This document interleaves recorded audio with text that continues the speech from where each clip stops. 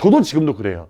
기출문제를 매번 풀어주는 선생님의 입장에서도 처음에 그걸 풀고 수능 해설 강의할 때 하고, 그 다음에 그 이제 새로운 친구들과 그 문제를 다시 풀면서 다시 정리해 줄 때 하고, 또 나중에 몇 년 뒤에 그 친구들이 또 다른 친구들 질문을 갖고 와서 질문을 받아줄 때랑 느낌이 항상 달라요.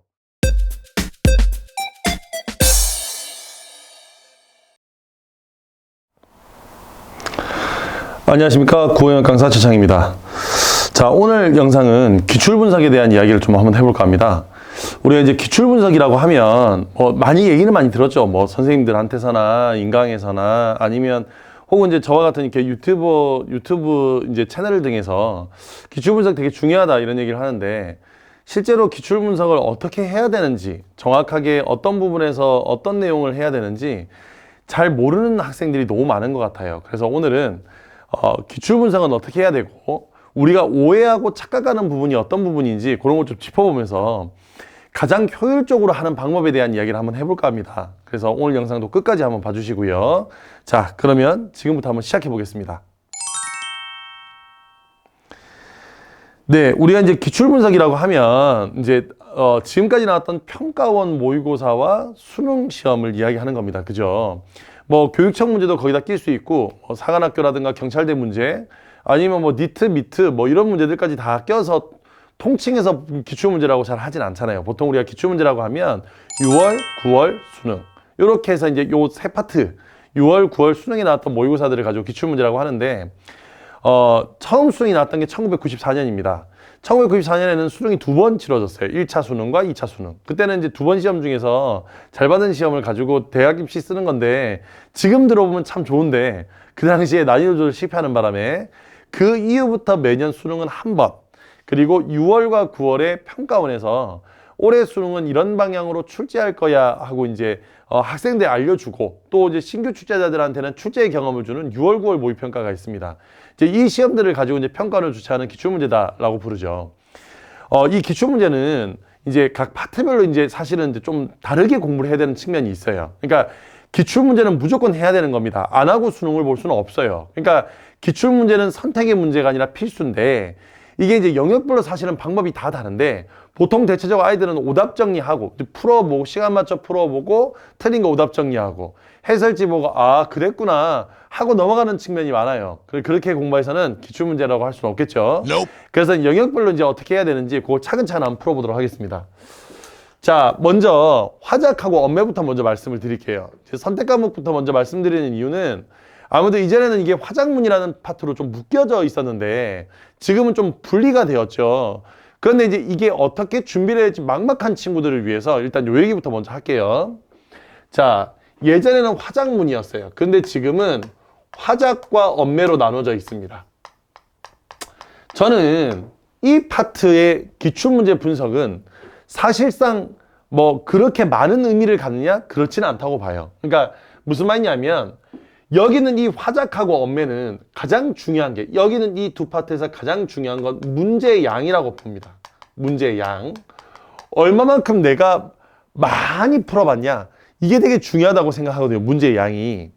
그러니까 왜냐하면 화작하고 언매는 일단 문제 유형마다 여러분이 봐야 될 정보, 지문을 먼저 볼 건가? 문제를 먼저 볼 건가? 문제를 본다면 어떤 부분을 어떻게 볼 건가가 되게 이제 딱 정형화되어 있는 측면들이 있어서, 문제를 많이 풀면 풀수록 여기는 화작과 언매는 문제 유형, 그러니까 이 화작하고 언매를 기출문제를 보는 이유는 사실은 문제 유형을 정리하기 위한 건데, 문제 유형을 이렇게 정리하기 위한 건데, 이 문제 유형을 정리하기 위해서 문제량을 좀 많이 가져갈 필요가 있겠다.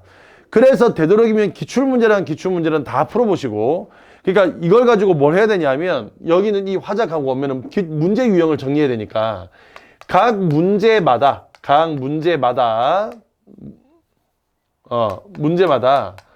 어떻게 문제를 풀어야 될 것인가에 대한 방법을 조금 정할 필요가 있다. 방법을 좀 만들게 할 필요가 있다. 예를 들어서 지금 이런 문제가 나오면 이때는 지문과 동시에 읽어서 문제를 풀 건가, 아니면 이건 지문을 읽고 난 다음에 정리해서 문제를 풀 건가, 아니면 여기서는 지문과 상관없이 보기만 가지고 문제를 풀 건가, 이렇게 해서 나름대로의 방법들을 좀 만들어 보는 게 중요하다. 그래서 오답을 만들기보다, 오답 정리하기보다는 이 문제는 어떻게 접근해야 답을 좀 더 빨리 가겠다라는 것들을 좀 참고해서 여러분이 좀 정리를 하시면 좋겠고, 그런 의미에서 문제양이 중요하다는 겁니다. 경험이 중요한 거죠. 그래서 화작은 무조건 문제양을 때려박아 넣을 것. 하지만 여기서 매체는 사실상 기출이 없어요. 그죠? 그러니까 여기는 이 매체 문제는 지금 이제 올해 나오는 모의고사들을 차곡차곡 여러분이 좀 모아놓을 필요가 있다. 그러니까 3월 교육청, 4월 교육청, 6월 평가원, 7월 교육청, 이게 매번 모의고사와 그 다음에 따로 개인적으로 보고 있는 사설 모의평가, 아니면 뭐 시중에 나오는 여러 가지 어떤 모의고사 이렇게 만들어 놓은 문제 유형들, 이런 것들을 조금 쌓아가면서 볼 필요가 있습니다. 얘는 기출이 없으니까요.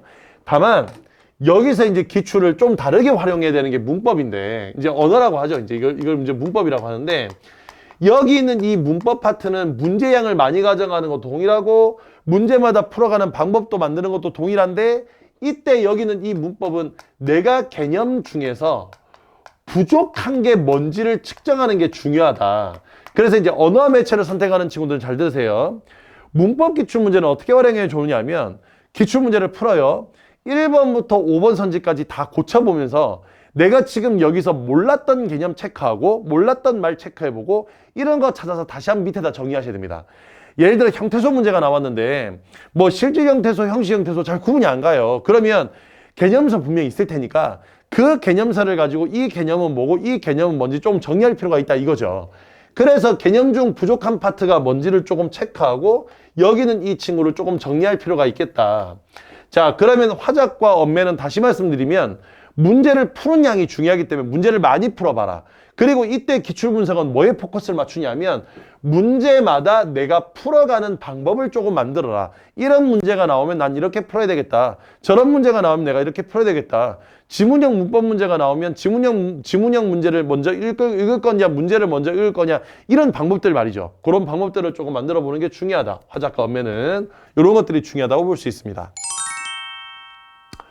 자, 그 다음 두 번째로 이제 독서와 문학에 대한 이야기를 할 건데, 이 독서하고 문학은 여러분들이 머릿속에 좀 가지고 있어야 될 고정관념부터 버릴 필요가 있어요. 그게 무슨 말씀이냐면, 문제를 풀려고 하면 독서는 대부분 오답 정리에 초점을 맞춰요.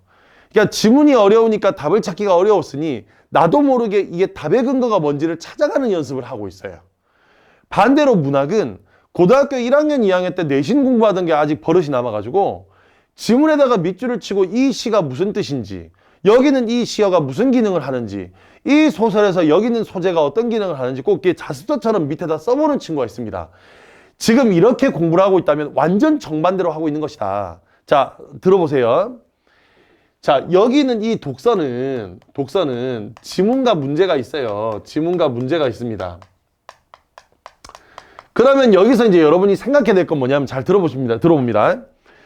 독서는 항상 모든 시험의 독서는 항상 똑같은 지문이 나오지 않았어요. 왜냐하면 여기 있는 이 지문은 출제자가 그때 만들어내는 지문입니다. 지금 제 말씀 무슨 말인지 이해되죠? 그러니까 얘는 EBS 연계를 시키든 비연계를 시키든 그 분야의 전문가가 올해 수능에는 이런 문제를 내야지 하고 글을 새로 쓰는 거예요. 그리고 이미 그 글을 쓸 때 어떤 걸 문제로 내겠다고 머릿속에 염두에 가면서 지문을 구성하고 있는 겁니다. 그럼 생각해보면, 자, 독서 문제를 틀렸어요. 야, 여기서 이 문제를 틀렸어. 이유가 뭐야? 라고 하면 대체적으로 애들이 그런 얘기를 해요. 아니, 문제가 틀린 이유가 따로 있나? 따로 없죠. 생각해보면 지문에서 못 찾았기 때문인 거예요. 그러니까 이유는 두 가지입니다. 지문을 이해 못했거나 지문에서 못 찾았거나. 그럼 결론적으로 말하면 지문을 못 읽어서 그런 거예요. 그래서 여기는 이 독서는 무조건 문제보다는 지문이 훨씬 더 중요하다. 그러니까 왜냐하면 지문에 따라서 문제는 바뀔 거기 때문에 내가 지문을 잘 읽어가는 방법을 마련하면 자연스럽게 문제가 풀린다고 보시면 돼요. 그런데 자, 문학입니다. 문학은 지문과 문제가 있으면 지문과 문제가 있어요. 그러면 한번 생각해 보세요. 예를 들어서 짧게는 10년, 길게는 몇백 년 전 사람이 이 지금 내가 쓰고 있는 여기는 문학 작품이 몇백 년 뒤에 수능에 실릴 거니까 한번 이렇게 써보자 하는 그런 의도대로 쓴 건 없어요. 자, 물론 소설을 어떤 부분을 잘랐냐, 시를 어떻게 가나를 조합을 하느냐는 출제자의 의도가 들어있기 마련이긴 하지만, 그런데 정작 중요한 건 여기는 이 지문은 이미 쓰여져 있는 지문이고, 이 문제와 상관없이 어느 때고 활용할 수 있도록 쓰여져 있는 지문이고, 그 지문을 끌어다가 문제를 만드는 게 출제자의 몫입니다. 그러므로 출제자의 의도는 지문에 들어있는 것이 아니라, 제가 분비를 떨어뜨렸네요. 지문에 들어있는 것이 아니라 문제에 들어있어요, 문제.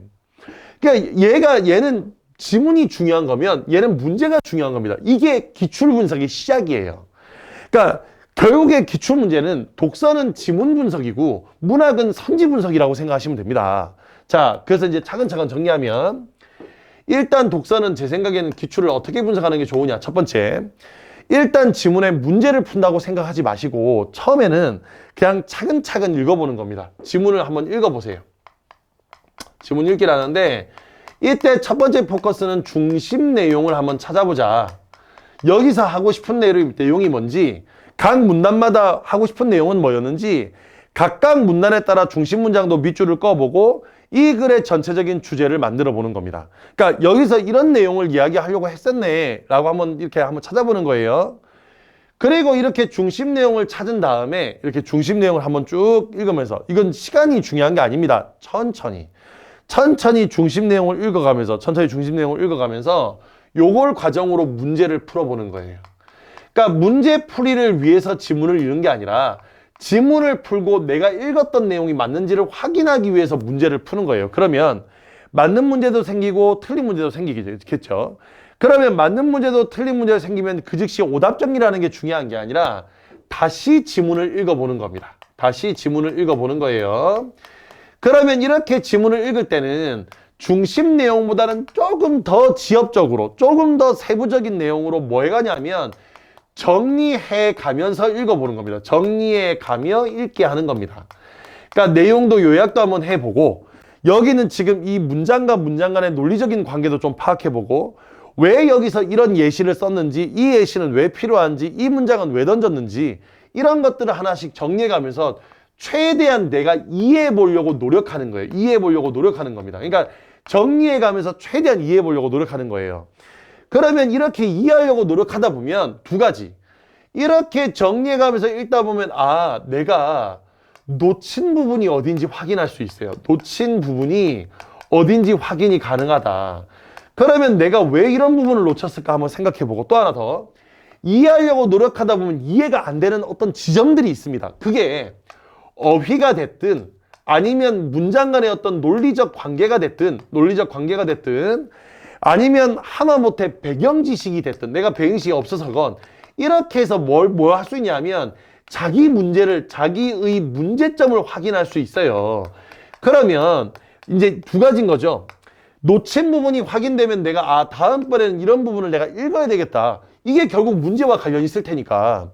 그래서 이런 부분을 읽어야 되겠다고 내 나름대로의 방법들을 거기다 조금씩 정리를 좀 하시고, 거기다가 내가 뭐가 부족했는지 알면 그 부족한 걸 채우려고 노력하는 공부 방법이 가능해지는 거예요. 그래서 처음에는 지문을 읽고 중심 내용을 찾은 다음에 문제를 푼다고 하면, 두 번째는 이걸 다시 읽으면서 내가 놓쳤던 부분 어딘지 정리 한번 해보고, 꼼꼼하게 한 문단 한 문단을 이렇게 정리해서, 뭐 되도록이면 그런 거 있죠. 왜 이제 흔히 이제 하는 말 중에 구조도 그려봐라 이런 얘기 하는데, 그 구조도 같은 거 그려볼 수 있는 거야. 그러니까 무슨 마인드맵처럼 그린다거나 아니면 간단하게 키워드를 빼가지고 정리한다든가, 이런 식으로 놓친 부분을 확인해 가면서 내가 어느 부분이 어떤 읽기가 잘 안 되는지를 체크하고 확인하는 과정에서 부족한 부분을 채워 넣으면 된다. 이해가 됐죠? 그래서 이렇게 한번 해보시고, 그리고 여기는 이 과정이 다 거치고 나면 다시 한 번 더 문제풀이를 통해서 다시 한 번 더 문제를 한 번 더 풀면서 내가 더 이상 놓친 것이 없는지, 전부 다 내가 문제를 맞출 수 있는지, 이런 확인 과정을 통해서 여기는 이 독서는 자기만의 어떤 독해 방법, 내가 어떻게 읽고 어떻게 정리해가면서 가야 되겠다는 자기만의 독해 방법을 만들어가는 것이 중요하다. 독해 방법을 만들어가는 중요하다. 철저하게 읽어가는 어떤 습관을 만드는 게 중요한 거지, 뭔가 스킬을 쓰고 뭐 이런 부분을 어떻게 문제를 풀자. 이런 방법들은 중요하지 않아요, 처음엔. 그래서 기출 문제는 천천히 읽어가면서 나의 어떤 독해력을 키워가는 게 중요하다. 그리고 2회독 하라, 3회독 하라. 좋죠. 제가 말씀드린 게 그 2회독, 3회독인 거예요. 그러니까 처음에 1회독하고 끝날 걸 2회독하고 3회독하고 해서 이렇게 해서 2번, 3번 읽다 보면 저도 지금도 그래요. 기출문제를 매번 풀어주는 선생님의 입장에서도 처음에 그걸 풀고 수능 해설 강의할 때 하고 그 다음에 그 이제 새로운 친구들과 그 문제를 다시 풀면서 다시 정리해 줄 때 하고 또 나중에 몇 년 뒤에 그 친구들이 또 다른 친구들 질문을 갖고 와서 질문을 받아줄 때랑 느낌이 항상 달라요. 그러니까 내가 이런 부분을 이렇게 설명했으면 아이들이 좀 더 이해할 수 있었을 텐데 이런 부분을 내가 요렇게 지금 내가 보여준다면 애들이 좀 더 편하지 않았을까 하는 부분들이 꼭 발견이 되거든요. 그렇기 때문에 기출문제는 여러 번 반복하는 게 중요합니다.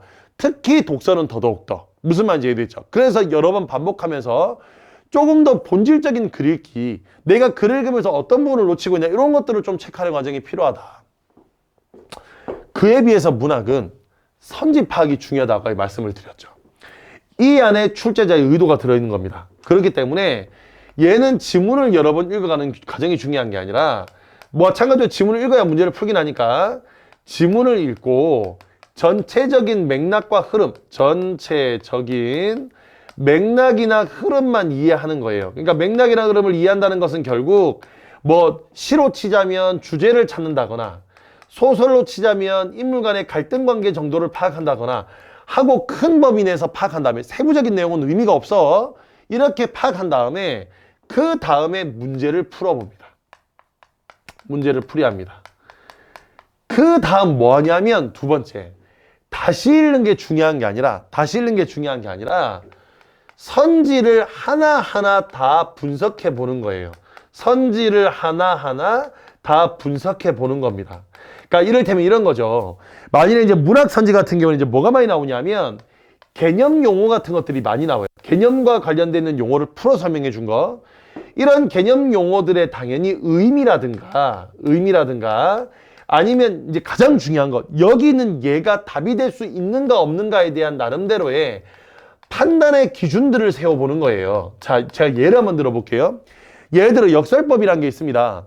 그러면 역설법이란 건 모순적인 표현이라는 개념은 알아. 근데 막상 찾으려면 어려워. 그럼 이제 어떻게 하냐?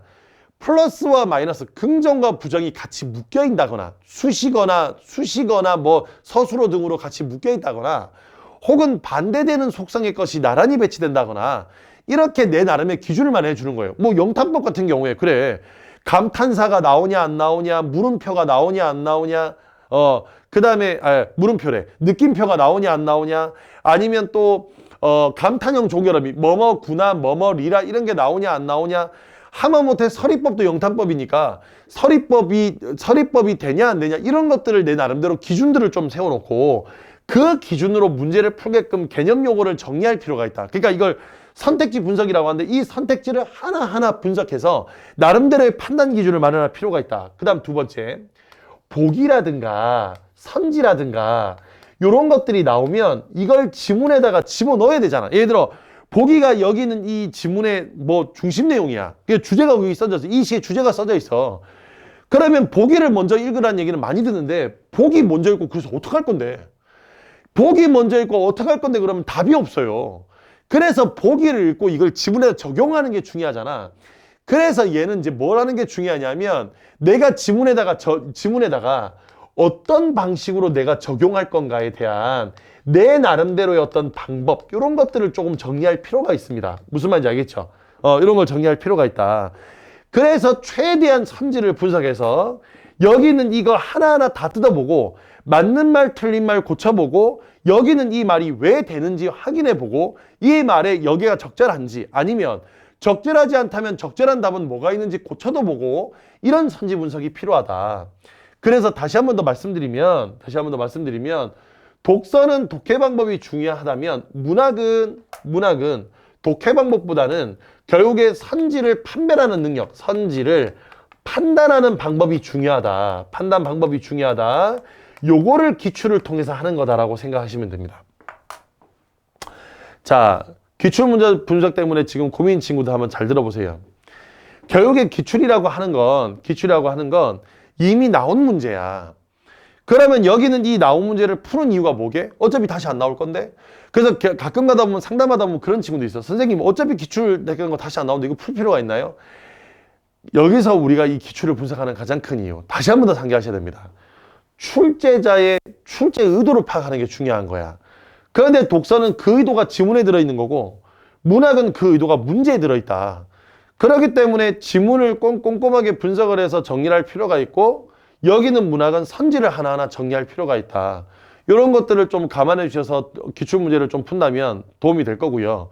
여기서 제가 이제 드리는 한 가지 팁. 그러면 이제 이런 게 하나 있습니다. 제가 기출문제를 하나 사고 싶은데 이제 종류가 두 가지가 있죠. 제재별로 돼 있는 기출문제와 연도별로 돼 있는 기출문제. 그러니까 이런 게 있는데 이 둘 중에 어느 게 더 좋을까요? 저는 자 여기서 결론, 저 두 개 다 모두 필요하다고 봅니다. 하지만 저거를 풀어야 될 시기가 정해져 있다고 봐요. 그러니까 예를 들어서 이제 고3 올라와서 처음으로 수능 기출을 접하는데 연도별로 한다? 저는 그건 맞지 않다고 봅니다. 왜냐하면 이런 연습들을 하려면 아무래도 제재별로 묶여 있는 게 좋아요. 그러니까 예를 들어 인문이면 인문, 사회면 사회, 과학이면 과학. 그중에 인문 중에서도 서양 철학이면 서양 철학, 동양 철학이면 동양, 이런 것도 괜찮고, 아니면 예를 들어 뭐 화제가 이렇게 이를테면 열거돼 있는 구조냐, 화제가 대립되는 구조냐, 아니면 통시적 관점이냐, 어떤 식으로든 이렇게 비슷비슷한 것들이 묶여 있는 것끼리 같이 연습을 해야 연습할 때 연습이 된다. 근데 연도별로 하는 건 이것 찍음 저것 찍음 하다 보면 연습이 잘 안 돼요. 그래서 되도록이면 학기 초반이니까 아무래도 1학기 기준으로 봄에서 한 7월달 정도 되겠죠. 7, 8월까지는 제재별로 돼 있는 기출문제로 연습하는 게 좋다. 됐죠? 그러니까 처음에 시작은 제재별로 돼 있는 걸 하는 것이 좋다. 대신에 이제 학기 말이 되면, 그러니까 학기 초반이 아니라 이제 수능 근처가 되면 연도별로 하면서 전체적인 점검을 할 필요가 있다. 그래서 제재별로 돼 있는 걸로 지금 제가 말하는 이런 분석들을 한번 해보시고 마지막으로 연도별로 최종적으로 확인하는 겁니다. 분명히 분석도 하고 지문의 문제에 대해서 오답 정리까지 꼼꼼히 다 했는데도 불구하고 틀렸다면 여기는 다 맞춰야 되는 거예요. 만일에 틀렸다면 어떤 부분이 잘못됐는지, 그래서 마지막에 연도별로 돼 있는 걸로 반복적으로 풀면서 나한테 있는 고질적인 문제점이 뭔지를 파악하는 게 중요하니까 되도록이면 학기 초반에는 제재별로 돼 있는 거, 그리고 학기 말에는 수능이 근처에 가까우면 연도별로 되는 걸 통해서 내 나름대로 어떤 문제점을 파악하고 시간 안에 푸는 연습도 한번 해보고 어떤 순서로 어떤 방법으로 할지까지 한번 최종적으로 정리하는 그런 기출문제 풀이가 되었으면 좋겠습니다. 자, 오늘은 기출문제 분석법에 대해서 한번 알아봤는데요.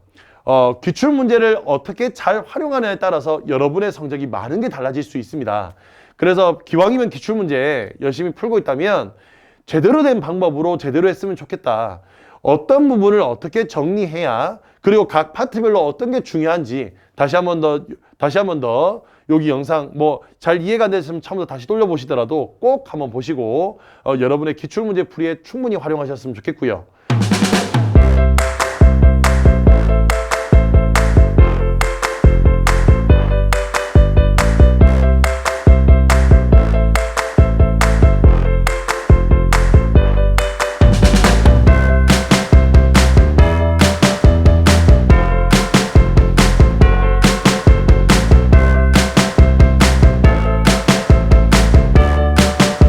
그럼 오늘 영상 이것으로 마치겠습니다. 감사합니다.